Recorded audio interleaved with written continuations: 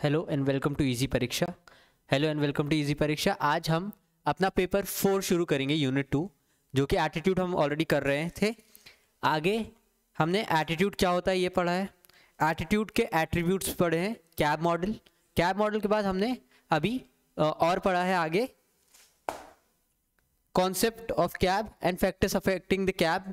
उसके बाद रिलेशन पढ़े हमने कैब के। आज हम पढ़ेंगे फॉर्मेशन ऑफ एटीट्यूड और उसके बाद चेंज इन एटीट्यूड। एटीट्यूड कैसे बनता है और उसके बाद उसमें चेंज कैसे ला सकते हैं।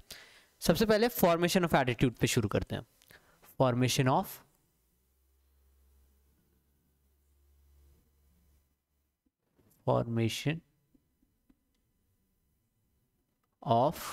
एटीट्यूड।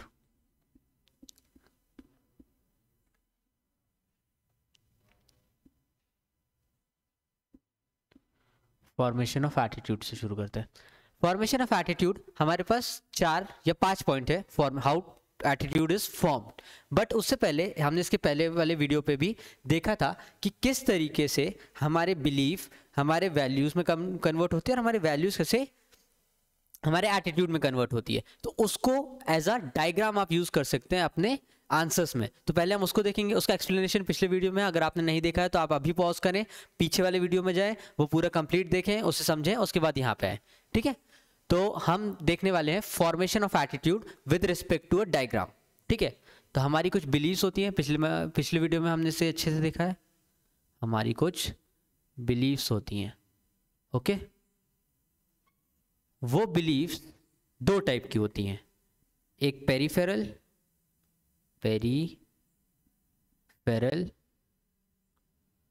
एंड दूसरी होती है कोर बिलीव्स। दूसरी कैसी होती है? Core beliefs. कोर बिलीव्स होती हैं और पेरिफेरल बिलीव्स होती हैं। कोर बिलीव्स जो बहुत स्ट्रांग होती हैं, जो इजीली चेंज नहीं की जा सकती, जैसे हमारी बिलीव्स हमारे रिलीजन को लेके, हमारे पेरेंट्स को लेके। पेरिफेरल बिलीव्स वो छोटी मोटी चीज़ें जो विद हेल्प ऑफ फैक्ट्स आपको कुछ नया बताया, आपको साइंटिफिक डिस्कवरी पता चली और आपने उसे चेंज कर लिया। तो जो इजीली चेंज ना हो पाए वो हमारे कोर बिलीव्स होते हैं। Core beliefs along with emotions. Core beliefs हमारे इमोशंस के साथ हमारी वैल्यूज़ को डिफाइन करती हैं। इस सब के एक्सप्लेनेशन नेक्स्ट पिछले वीडियोस में हैं, तो आप ये कैसे होता है ये हमने पिछले वीडियो में ऑलरेडी डिस्कस किया हुआ है, तो आप वहाँ जा कर के पूरा देख सकते हैं। अभी हम सिर्फ डायग्रामेटिक डिस्क्रिप्शन दे रहे हैं कि वो हो कैसे रहा है। ये वैल्यूज़ हमारी जो इनिशियल एक्शन को डिफाइन करती हैं वो हमारा एटीट्यूड होता है, वो हमारा एटीट्यूड होता है। ठीक है, अब इस एटीट्यूड को अलॉन्ग विथ सिचुएशन, ये भी हमने पहले पिछले वीडियो में पढ़ा हुआ है, तो इसका एक्सप्लेनेशन आपको पिछले वीडियो में मिल जाएगा और यहाँ पे सिर्फ हम डायग्राम की बात कर रहे हैं। अलॉन्ग विथ सिचुएशन,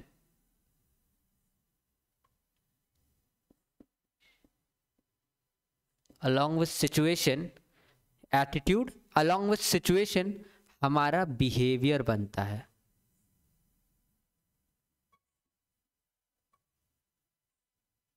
ठीक है, हमारा क्या बनता है? बिहेवियर। और फिर यही चीज हमारे फीडबैक में जाती है, यही चीज हमारे फीडबैक में जाती है, थोड़े से हमारे बिलीव्स को चेंज करती है और ये साइकिल हम फॉलो करते हैं। तो ये diagrammatic representation of attitude formation हो गया। अब कुछ पॉइंट्स को जान लेते हैं। अब मैं से मिटा रहा हूं, आप पॉज करके अगर आपको वो करना है तो आप पॉज करके इसको बना सकते हैं। अब हम इसके पॉइंट्स पे जाएंगे। ठीक है, फॉर्मेशन ऑफ एटीट्यूड के पॉइंट्स पे जाते हैं। तो किस तरीके से हम एटीट्यूड को फॉर्म कर सकते हैं। पहला देखेंगे हम डायरेक्ट कंडीशनिंग। पहला क्या देखेंगे? पहला देखेंगे हम डायरेक्ट कंडीशनिंग।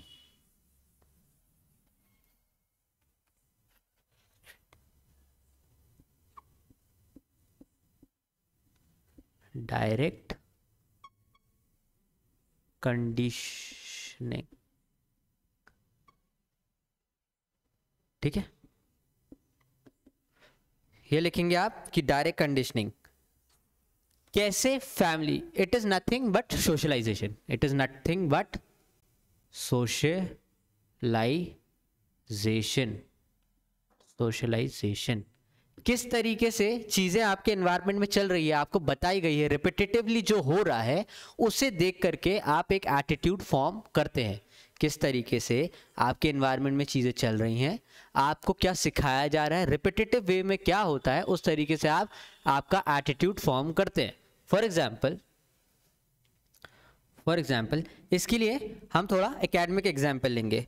एकेडमिक एग्जाम्पल कैसे लेंगे कि हमारे पास एक थ्योरी है, Pavlov's dog theory. Again, Pavlov's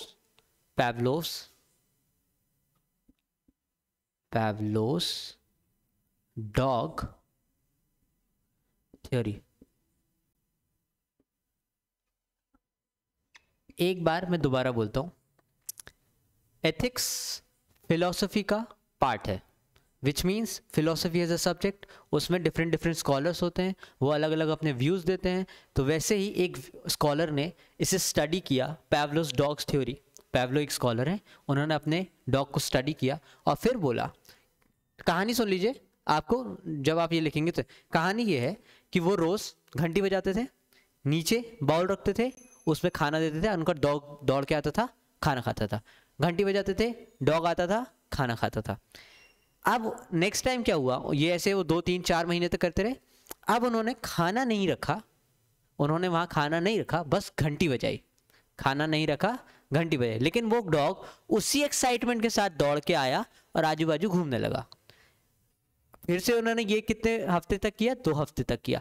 dog उसी एक्साइटमेंट से आता था और यहाँ खाने के लिए देखता था कि है नहीं, बट वो खाना उस टाइम पे नहीं रखते थे। इससे क्या पता चलता है कि अगर हमारे एनवायरनमेंट में कोई चीज़ रिपीटेटिवली हो रही है, तो हमारा attitude towards that thing, even वो वहाँ है या नहीं है, हमारा एटीट्यूड उसकी तरफ वैसा ही हो जाता है। हम उसके लिए एक्साइटेड हो जाते हैं, या हम उसकी तरफ ग्रीडी हो जाते हैं, हम उसकी तरफ थोड़े गुस्से वाले हो जाते हैं। तो क्योंकि सिचुएशन ऑलरेडी वैसी चल रही है, वो एक्चुअली में वो वहाँ एग्जिस्ट कर रही है या नहीं, इससे फ़र्क नहीं पड़ता। जो हम रिपीटेटिवली देखते हैं, हमें सिखाया जाता है, ठीक है, हमें बताया जाता है, हम उसके अकॉर्डिंगली एक्ट करते हैं, ठीक है। Stimuli repetitive associated to the person, कैसे हमें रिस्पॉन्ड करना है, हमारा स्टिमुलाई हमें रिपीटेटिवली कैसे रिस्पॉन्ड करना है, ये बताता है। ये एक आपका स्कॉलरली एग्जाम्पल हो गया। दूसरा आप घर का एग्जाम्पल ले सकते हैं कि जैसे ही मम्मी आरती करती हैं या घर में गणेश जी रखते हैं हम और आरती करते हैं, तो वो जो स्टिमुलाई आता है, हमारा भक्ति भाव आता है, वो जो रिपीटेटिव काम करने पे वो आया, ठीक है। ज़रूरी नहीं कि आप वैसा फील कर रहे हो, लेकिन जैसे आप आरती सुनते हैं तो आप वैसा फील करने लगते हैं। तो वो जो एटीट्यूड है वो रिपीटेटिव स्टिमुलाई होता है। तो डायरेक्ट कंडीशनिंग या सोशलाइजेशन वाले में आप लिखेंगे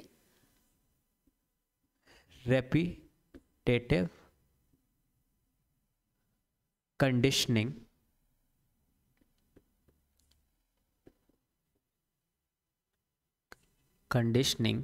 ब्रिंग स्टिमुलाई। स्टिमुलाई क्या है, हमारा इनर्शियल एक्शन। तो वो जो कंडीशन आते ही हमारा जो इनिशियल एक्शन होता है, वो घंटी सुनते ही वो जो डॉग एक्साइटेड हुआ, ये क्या है, डायरेक्ट कंडीशनिंग की। तो वो हमारा एटीट्यूड कैसे डेवलप होता है, वो रिपीटेटिव एक्शन देख देख के हमारा एटीट्यूड जनरेट होता है। मेक श्योर कि आप ये अच्छे से समझ रहे हो, क्योंकि जब एटीट्यूड चेंज करने की बारी आएगी तो हम इसी स्टिमुलाई को चेंज करेंगे। जो जिस चीज़ से हमारा फॉर्मेशन हो रहा है एटीट्यूड का, हम उसी चीज़ों को तो हिट करेंगे वापस उसको चेंज करने के लिए। तो अगर फॉर्मेशन अच्छे से सीखा तो आपको चेंज करना भी आसानी से आएगा, ठीक है। डायरेक्ट कंडीशनिंग रिपीटेटिव कंडीशन में आती है, हमारा एटीट्यूड कैसे फॉर्म होता है इसमें, ये पहला है डायरेक्ट कंडीशनिंग। लेकिन ये अगर आप थोड़ा सा सोच लें कि ये हमें क्यों डाला गया है, अगर आप सिर्फ रट के चले जाएंगे और लिख भी आएंगे, ऐसा नहीं है, और आप पास भी हो जाएंगे, बट ये हमारे एडमिनिस्ट्रेशन में क्यों डाला है, क्योंकि लोगों का एटीट्यूड आपको पॉजिटिव करना है, किस तरीके से फॉर्म करना है ये आपको आना चाहिए। फॉर एग्जांपल, किस तरीके से हमारे यहाँ स्वच्छ भारत अभियान है, स्वच्छ अभियान हमने देखा था, कैब मॉडल देखा था। कॉग्निटिव मतलब इंफॉर्मेशन, अफेक्टिव मतलब इमोशन, और फिर उसको बिहेवियर में कन्वर्ट करते थे हम, ये सीखा था। स्वच्छ भारत अभियान में क्या किया, पहले लोगों को इन्फॉर्मेशन दी कि हमारे पास कितनी गंदगी है, कितने लाख टन कचरा हम हर साल निकालते हैं, अगर नहीं जल्दी से सर्कुलेट किया गया तो हम कितनी बुरी पोजीशन में आ जाएंगे, उससे कितनी बीमारियां, कॉलेरा, ये सब, ये सारे जो गंदगी से फैलने वाली बीमारियां वो हमें बताया गया। तो हमारे क्या किया, कॉग्निटिव पार्ट को चेंज किया गया। फिर इमोशन कैसे जोड़े उसके साथ, कि स्वच्छता अभियान चलाया गया, ठीक है। Even prime minister of India himself came and wipe out the garbage. तो क्या हुआ, हमारे इमोशन उसकी तरफ जगाए गए, तो हमारा ऑटोमेटिकली बिहेवियर चेंज हुआ, ठीक है। तो ये सारी चीजें कैसे एडमिनिस्ट्रेशन में यूज करना है, अगर आप इस विचार से पढ़ेंगे तो ज्यादा आसानी से समझ में आएगा और एग्जाम्पल्स भी आप बहुत अच्छे लिख पाएंगे। नाउ डायरेक्ट कंडीशनिंग के बाद सेकेंड है हमारा direct instructions, attitude formation by direct instructions. पहला एटीट्यूड कैसे फॉर्म हुआ था, हमारी कंडीशनिंग के द्वारा, हमारे रिपीटेटिव एक्शंस के द्वारा। दूसरा हमारा एटीट्यूड कैसे फॉर्म हो रहा है, डायरेक्ट इंस्ट्रक्शंस के द्वारा। हमें कौन इंस्ट्रक्शंस देता है, हमें इंस्ट्रक्शंस देते हैं हमारे रिलीजन, हमारा कॉन्स्टिट्यूशन या लॉज।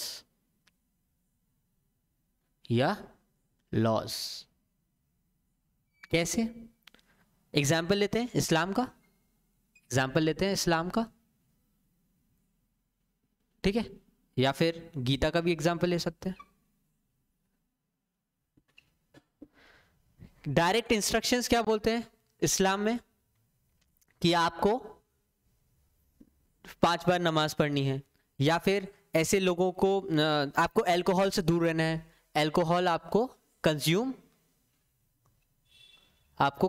नहीं करना है, अल्कोहल कंजम्पशन मनाही है, ठीक है इस्लाम में। और क्या है, आप जैसे हिजाब केस अभी बहुत चल रहा है, तो हिजाब की तरफ जो पॉजिटिव कनोटेशन आया लोगों का, हिजाब की तरफ एक पॉजिटिव एटीट्यूड है कि नहीं इसे पहनना चाहिए, वो कैसे आया, डायरेक्ट इंस्ट्रक्शन से आया by Islam as a religion और उनकी होली बुक, ठीक है। इस्लाम की एक होली बुक है कुरान, वो आपको इंस्ट्रक्ट कर रही है, आपको डायरेक्ट कर रही है, ठीक है। तो डायरेक्ट इंस्ट्रक्शन से आपका एटीट्यूड फॉर्म हुआ, पॉजिटिव एटीट्यूड टुवर्ड्स दैट हिजाब, ठीक है। या फिर गीता में कई बार कहा गया है, तो आप किसी चीज के तरफ कैसे एटीट्यूड फॉर्म करेंगे, तो नेगेटिव एटीट्यूड टुवर्ड्स अल्कोहल कैसे फॉर्म हुआ इस्लाम में, डायरेक्ट इंस्ट्रक्शंस दिए गए रिलीजन में कि आपको अल्कोहल कंज्यूम नहीं करना है, इससे कंज्यूम करने से आप रिलीजन के खिलाफ जाते हैं या जो भी। तो डायरेक्ट इंस्ट्रक्शंस के थ्रू आपके अंदर किसी एक पर्टिकुलर चीज, पर्सन, ओपिनियन के लिए आपका एटीट्यूड फॉर्म हुआ। तो एटीट्यूड फॉर्मेशन पढ़ रहे हैं किस तरीके से, पहला डायरेक्ट कंडीशनिंग से और दूसरा डायरेक्ट इंस्ट्रक्शन से। लॉज में आपको कैसे बताया जाता है, जैसे लॉज में या कॉन्स्टिट्यूशन में बताया जाता है कि आपको क्या करना है या क्या नहीं करना है। फॉर एग्जाम्पल ड्रग्स के खिलाफ नियम बनाए गए हैं, नियम में आपको जेल का प्रावधान है या फाइन्स का प्रावधान है, ऊपर से आपकी सोशल कंडीशनिंग खराब होगी। तो वो जो लॉज ने आपको इंस्ट्रक्ट किया कि आपको ये सही करना, ये सही बात है और ये गलत बात है, तो उसके अंदर आपका एटीट्यूड फॉर्म किया टुवर्ड्स ड्रग्स, ये मुझे नहीं लेना है, एक नेगेटिव एटीट्यूड फॉर्म किया किसने, लॉज ने। तो कैसे direct instructions bye religion, constitution या ऐसी कोई अथॉरिटी अगर आपको डायरेक्ट इंस्ट्रक्ट कर रही है और वो आपका एटीट्यूड फॉर्म कर रही है, तो ये हमारा पार्ट है, ठीक है। सेकेंड हो गया, पहला क्या था डायरेक्ट कंडीशनिंग, दूसरा क्या है डायरेक्ट इंस्ट्रक्शंस। तीसरा देखते हैं, तीसरा देख रहे हैं, तीसरा है ऑब्जर्वेशन लर्निंग,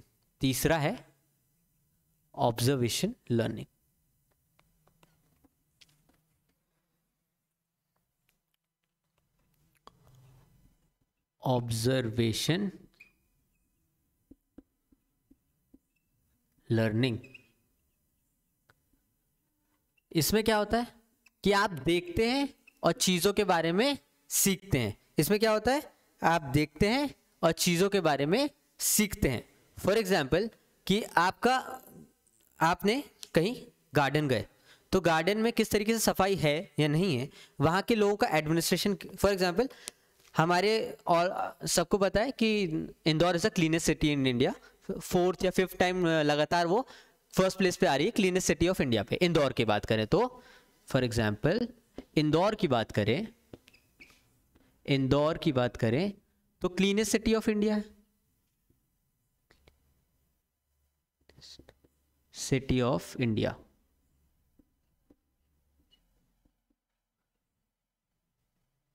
ठीक है, Indore is a cleanest city of India. लेकिन जब आप वहां पे जाएंगे तब आपका एक्चुअली में, ये तो आपका एक फैक्ट हो गया, लेकिन जब आप वहां पे जाएंगे ऑब्जर्व करेंगे तो आपका एक पॉजिटिव एटीट्यूड बनेगा टुवर्ड्स एडमिनिस्ट्रेशन ऑफ इंदौर, कि किस तरीके से क्लीन रखते हैं, कितना साफ एक्चुअली में है। जब आप कंपेयर करेंगे, वहां पे देखेंगे, खुद ऑब्जर्व करेंगे, तो एक आप अपना एटीट्यूड बनाएंगे उस चीज़ की तरफ। जैसे कि आप किसी व्यक्ति से मिले, आपने उसे ऑब्जर्व किया, कुछ करते देखा, या फिर आपने उसे देख लिया कि यार ये व्यक्ति किसी व्यक्ति को परेशान करता है, बार बार करता है, रोज करता है, तो आप उसके तरफ अपना एटीट्यूड नेगेटिव कर लेंगे। तो आप किसी को ऑब्जर्व करते हैं और फिर उसकी तरफ एक अपना एटीट्यूड फॉर्म करते हैं। ठीक है, ये हो गया हमारा तीसरा, ऑब्जर्व लर्निंग। चौथा है मॉडलिंग। चौथा है मॉडलिंग।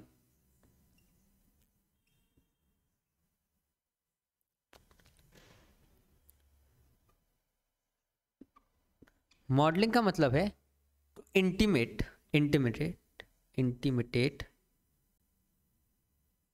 या फिर टू कॉपी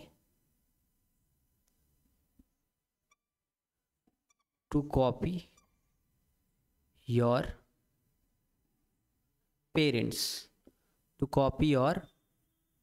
पेरेंट्स।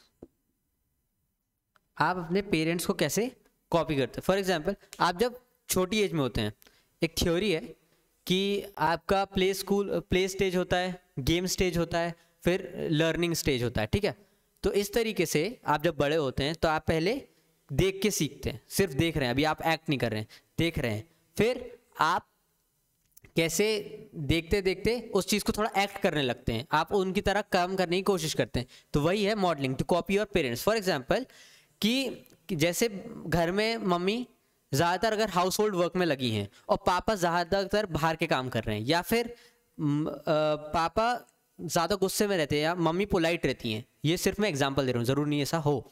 ठीक है, तो ऐसे में देख के जब वो अपने पिताजी को कॉपी करता है, या फिर वो समझता है कि मैं एक एज अ मेल ग्रो कर रहा हूँ, या फिर जब वो अपने पिताजी को कॉपी करता है तो वो वैसे अग्रेसिवनेस दिखाता है, और जब वो अपनी मम्मी को इंटिमेट करता है तो वो डोसाइल दिखाता है। इसीलिए कहते हैं कि देखिए एटीट्यूड फॉर्मेशन क्या है। जैसे इसका यूज़ हमारे एडमिनिस्ट्रेशन में कैसे आएगा? पहले तो पेरेंटिंग के थ्रू हम बहुत सारे सोशल इविल्स को ख़त्म कर सकते हैं। सोशल इविल्स कौन से हैं? सोशल इविल्स ऐसी कुछ एग्जाम्पल ले लेते हैं, जैसे कि पैट्रियार्कल बिहेवियर, ठीक है, या फिर domestic violence,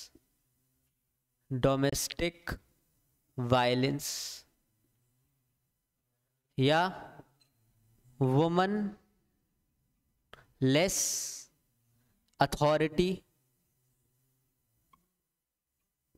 in decision making,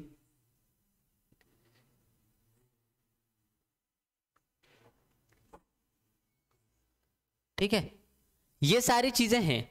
अब इस सोशल इविल को आप घर घर जाके सॉल्व नहीं कर सकते, तो आप क्या करेंगे? पेरेंट्स को बोलेंगे कि इस तरीके से बिहेव करें, क्योंकि बच्चे उनको इंटिमेट करते हैं, उनको देखते हैं, उनको कॉपी करने की कोशिश करते हैं। तो अगर फादर डोमिनेंट बिहेवियर ना रखे, मदर सिर्फ डोसाइल बिहेवियर नहीं, आउट बाहर जाके काम करे, या फिर मदर और फादर दोनों घर का काम करते हैं और बच्चे उसको देखते हैं, तो वो जेंडर टाइप स्टीरियोटाइप अपना क्रिएट नहीं करते हैं। ठीक है, जब अपने पेरेंट्स को देखा कि उसने देखा कि फादर फिगर ऑफिस जाते हैं, घर आते हैं, थोड़ा सा स्ट्रिक्ट रहते हैं, मदर फिगर डोसाइल हैं, थोड़ा इंटिमेट रहती, थोड़ा डर के रहती हैं, थोड़ा उनके पापा के हिसाब से काम करती हैं, तो ये जो अगर दो चीज़ें उसने देखी तो उसने सोसाइटी की तरफ ये ऑब्जर्व किया और लर्न किया कि भाई यही दोनों चीज़ें होती हैं, अगर मुझे मेल बनना है तो मुझे ये सब कॉपी करना पड़ेगा, फीमेल बनना है तो ये सब कॉपी करना पड़ेगा। यहीं पे अगर पेरेंट्स मिल करके हाउस होल्ड वर्क को शेयर करें, अथॉरिटी जब कोई डिसीजन मेकिंग आए तो एक दूसरे से बात करें, तो वो जो बच्चे की लर्निंग होगी, वो जो सीखेगा वो एटीट्यूड फॉर्म करेगा towards next gender, towards opposite gender. यहाँ पे कैसे एटीट्यूड फॉर्म होता है? Attitude formation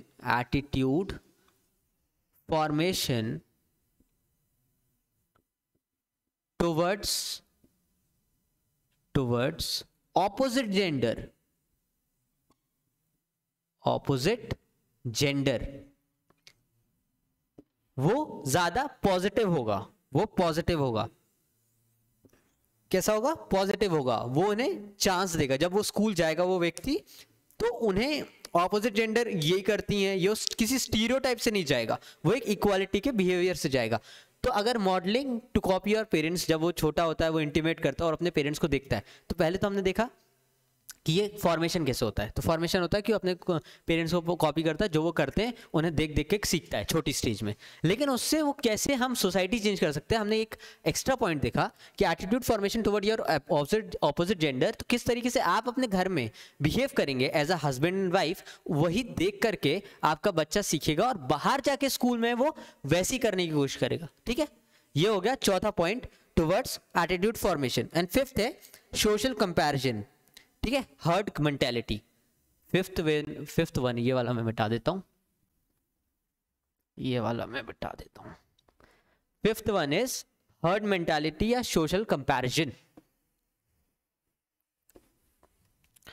fifth one herd mentality, HEARD, herd mentality and social comparison.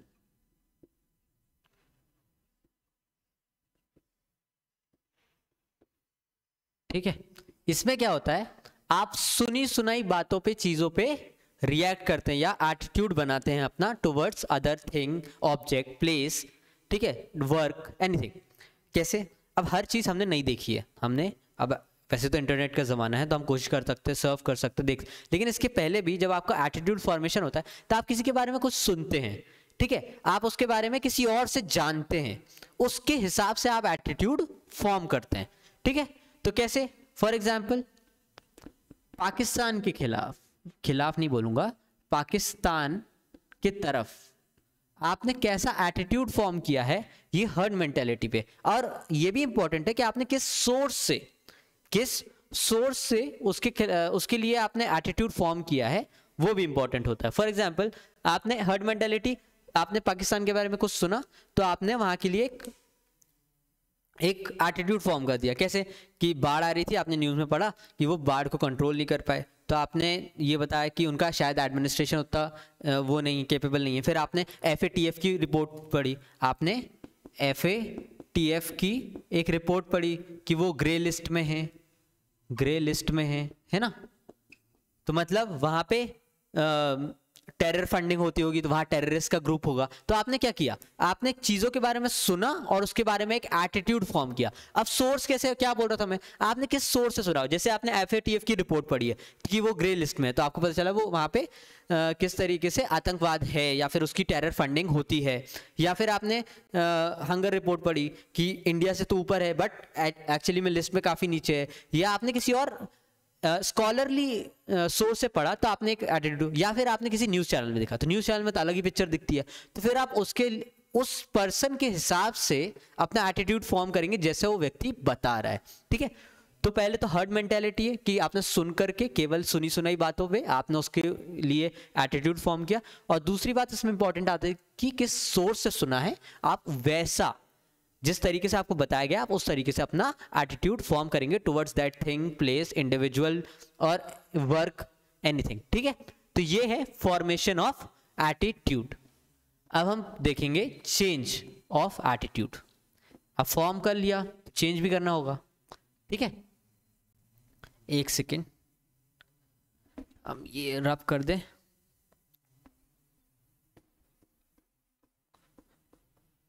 Change of attitude,